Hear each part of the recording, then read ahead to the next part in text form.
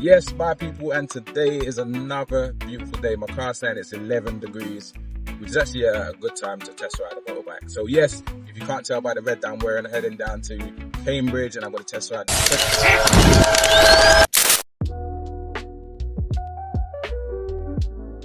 Welcome back to Mad Into Bikes. Now, as you know, last week I test rode the S1000RR. Today I'm out riding this beautiful 2025 Ducati Panigale V4S. Now, my last bike was a V4S, and this is obviously the latest version of that bike. So the question is, how do I feel about this bike?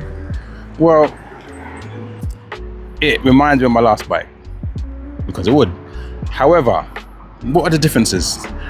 Okay, they got rid of the single-sided swing arm, and they've now got the double-sided swing arm. I'm not a big fan of it because I thought that the last one that made the bike stand out a bit more. Where in this case, it's more of a practical reason why they went to a double-sided swing arm. It still rides and feels like a Ducati.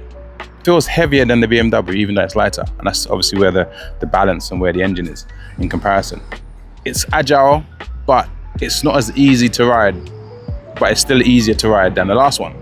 You take out the fact that it doesn't come as standard with cruise control, heated grips, tire pressure monitors, so on and so forth. And the difference in price between this and the BMW, when you spec it to be the same, is about £10,000. So the question is that £10,000 worth more than the other bike? Of course, I'm gonna be biased because I had a Ducati before, so the general step would be to get the newer version of the bike that you had before.